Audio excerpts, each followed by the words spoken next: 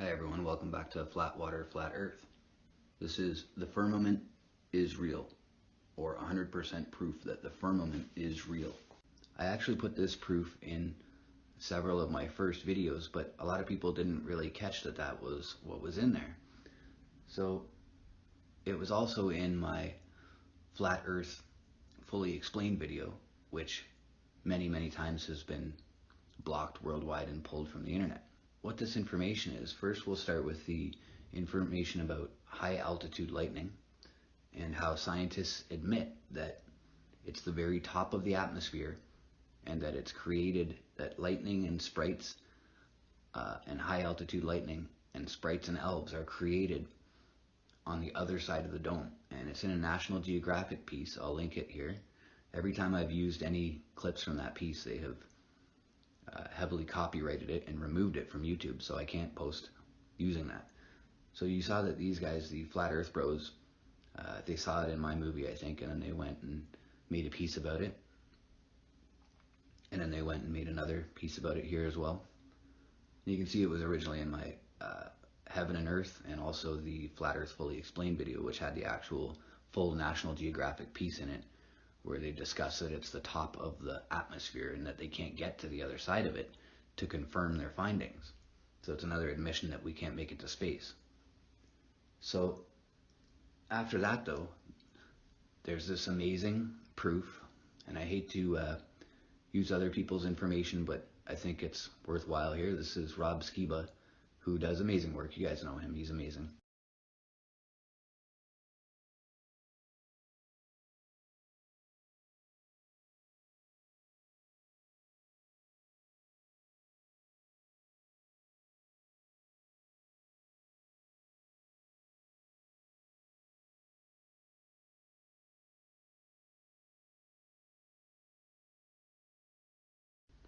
So you'll see these CIA documents that were approved for release in 2000, and you'll see that this is actually the Scientific Council of the Institute of Physics of the Earth in the USSR, and that they argued for these findings at the geophysical year. It's about light scattering in the high atmosphere, so some properties of atmospheric indicatrices of light scattering by Pyaskovskaya, Fasenkiba, the Astrophysics Institute, the Academy of Sciences in Kazakhstan, the USSR. This is done in 1957, but it shows you that even at that time the Russians knew there was a firmament. Determining the coefficient of atmospheric transparency from sky brightness. And you'll see they use several methods to actually determine differences of light in the sky to identify the firmament. So again, by the same author, USSR Geophysics, published in '62, Calculation of Light Dispersion of the Higher Orders.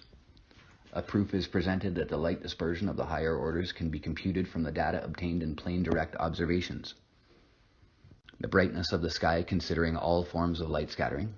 Various methods for determining the atmospheric transparency coefficient. And all of these documents as well reference the non-rotating flat Earth, or a flat non-rotating Earth. And I'll put links to them as well. Study of the dispersion of light in the Earth's atmosphere. Joint Council of Institute of Physics of the Earth, the Institute of Physics of the Atmosphere, and Institute of Applied Geophysics, the Academy of Sciences in the USSR. You can't get any higher up, scientifically. Investigation of light scattering in the Earth's atmosphere, 1957, from Moscow. 2,500 copies printed. Sponsored by an academy of the USSR, the Scientific Academy.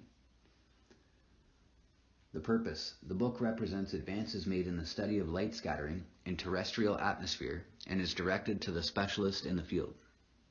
This book is a theoretical study of the optics of terrestrial atmosphere and is supplemented with observations of the brightness of the daylight sky, conditioned by molecular and aerosol scattering of light. A new method is proposed for the derivation of the scattering indicatrix from the calculation of multiple light scattering in the atmosphere. And it shows all of the people involved, all the scientists, and different heights. Introduction, Chapter 1, Fundamental Concepts and Definitions. Weakening of light in the atmosphere, scattering of light in the atmosphere, the apparatus and methodology of the observations, a daylight sky photometer, an Oriel photometer, determination of effective wavelengths, and accuracy of measurements. Brightness of the blue daylight sky. Formula for the brightness of the blue sky with consideration of first-order scattering and certain deductions from this formula. Observed brightness of the blue daylight sky. A formula for sky brightness with consideration of multiple light scattering and collation of the formula with observational data. Indicatrix of light scattering in the atmosphere, calculation of multiple light scattering, criterion for the stability of optical properties of the atmosphere, methods for determining the atmospheric clearness coefficient from the blue sky brightness. So they're able to determine the brightness put off by different objects in the sky. And they'll actually use the sun to measure against, and they'll use brightness of the sky to measure against. And also brightness of the reflection off of the dome itself, the firmament of the sky. Dissertations defended in the Scientific Council of the Institute of Physics of the Earth, Institute of Physics of the Atmosphere, and Institute of Applied Geophysics in the USSR during the first semester of 1957. Further, it says, in the dissertation, the design was briefly reviewed by 16 various models of oscillographs for experimental geophysical investigations which were developed by the author or under his direction. Some of these are series manufactures and apply also in other branches of science and engineering. Particular attention is devoted to the design of the individual assemblies of the oscillographs. Standard assemblies include type something galvanometers mounted into blocks with permanent magnets, galvanometer illumination, time markers, compact gearboxes with swivel-mounted sectors, spring-powered engines, speed regulators. All the oscillographs developed by the Institute of Physics of the Earth, which is pioneering in this field in the Soviet Union, can be subdivided into the following three groups. Oscillographs for recording short-duration processes with high speeds of the film, oscillographs for recording long duration of occasional processes at relatively low speeds of the film strip, universal oscillographs for recording various processes within a wide range of speeds of the film strip, oscillographs intended for recording long duration and occasional phenomena, earthquakes, and designed for recording with a speed of 0.1 to 2 centimeters per second for moving the film. Spring-operated mechanisms proved advantageous in this case, and therefore it was necessary to develop special speed regulators. The presence of spring-operated mechanisms and galvanometers grouped into a block with a common permanent magnet enabled reducing parasitic influences on the metering circuit, and also reducing to a minimum the power consumption of the oscillograph, which is particularly important in regions with difficult access. Universal portable oscillographs represent the widest group amongst oscillographs produced in the Institute. They are small and light and therefore convenient for expeditions. They are suitable not only for recording geophysical but any other phenomena which can be transformed into an electric current or voltage. The oscillographs are among the best produced in the Soviet Union, as well as in other countries. The developed fundamental, typical assemblies and unification of the main circuits enabled, rationalizing the design of the oscillographs and also simplifying and covering the cost of the development and manufacture of new models adapted for given conditions. First, the author considers the method of calculation of the basic elements of the oscillographs which he has developed. All the calculations were tested by practical experience and are affected by formulae which are convenient for practical use. For simplifying the calculations, nomograms, data tables, and examples are included. A fundamentally new metering system was created. A high-frequency frame galvanometer with a continuous extension pull and a method of calculation is presented for the type of galvanometer, giving results of experimental investigations which indicate the possibility of achieving a sensitivity exceeding that of loops. The conditions of optimum electromagnetic and liquid damping of frame galvanometers were investigated. The calculation is presented of the kinematics of oscillographs and of film adapters, and the phenomenon of shock was considered when switching on film adapters designed for high speeds. Formulae are derived which permit calculation of the impact force and of the time necessary for reaching a given speed. A new type of simple, compact, and reliable gearbox was developed, and the method of its calculation evolved. Other mechanisms were also considered, intended for stepped and stepless speed changes and used for oscillographs. A method of calculation is proposed of spring-operated mechanisms for oscillographs aiming at achieving maximum useful work from the energy stored in the springs. The problem is considered of ensuring uniform movement of the film strip, and various designs were developed of speed regulators with low rated RPM which are capable of taking up a considerable excess moment generated by the springs. A method of calculation is presented of a radial action centrifugal regulator.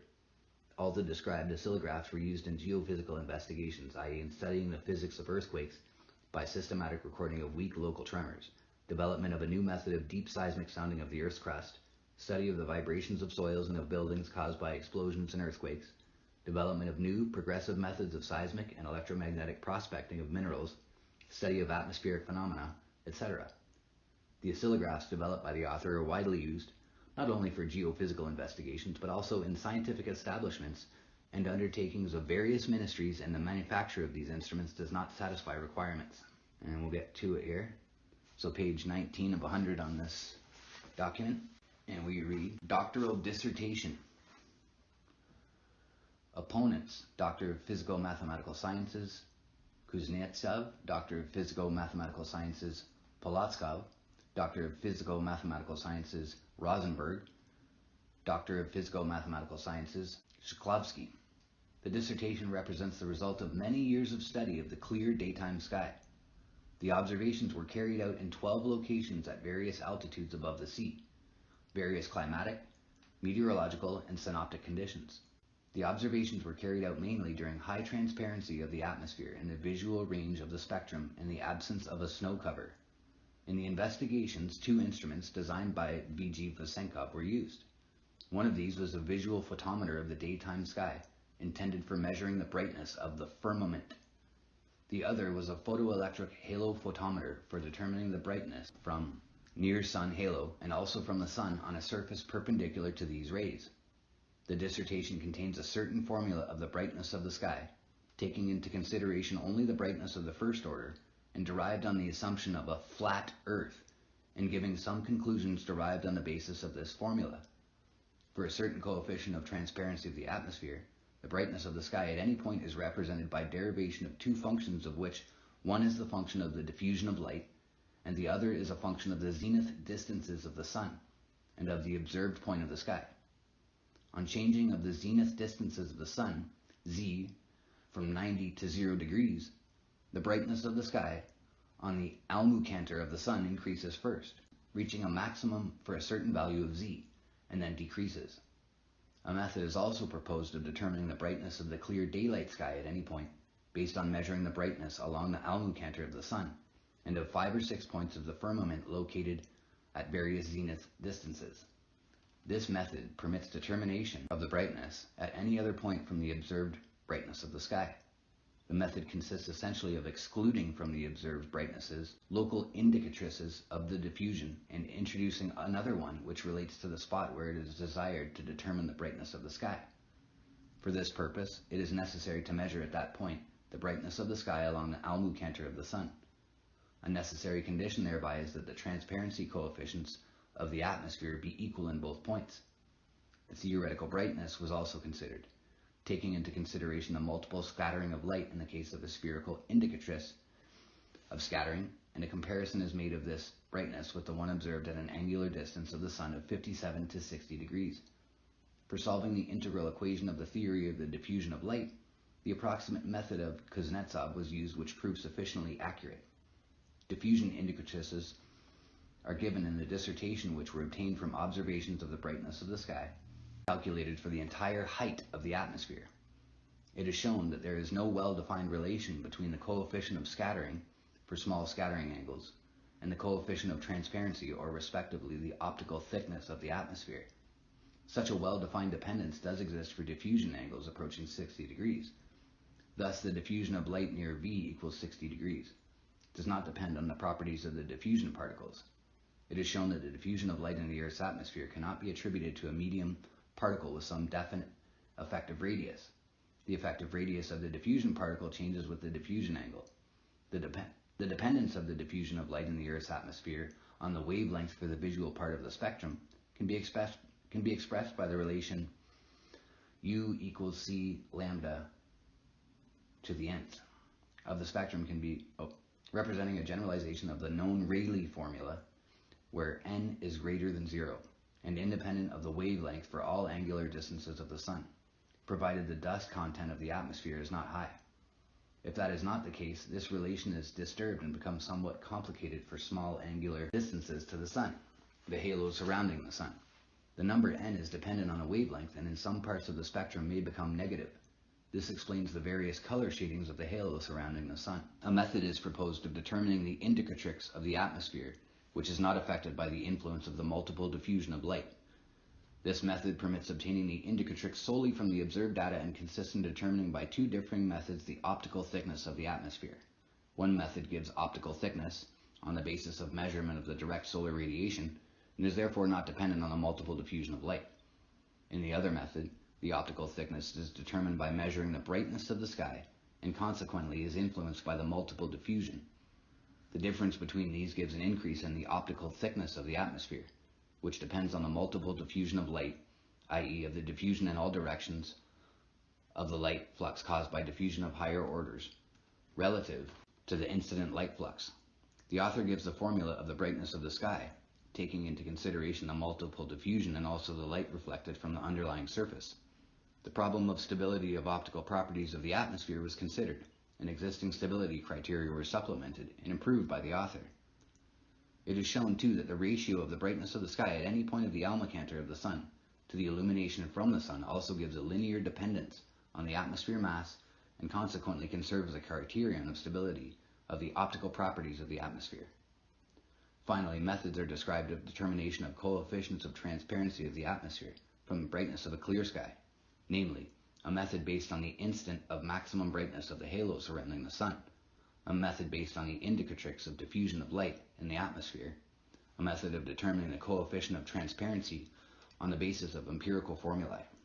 So, cutting to the chase there, as you saw, they actually mentioned that they prove that there is a firmament, that they're measuring the light of the firmament, and they know the distance to the firmament, and also that this is done assuming and knowing that the earth is flat and non-rotating. There you have it, folks. There is a firmament.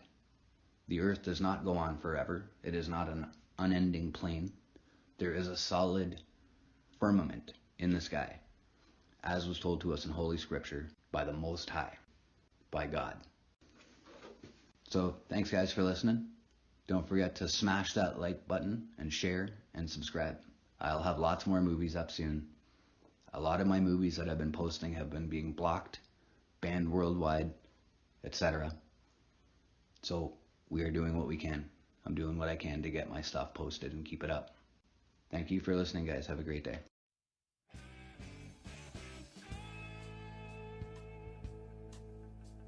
You rev up your engine and head on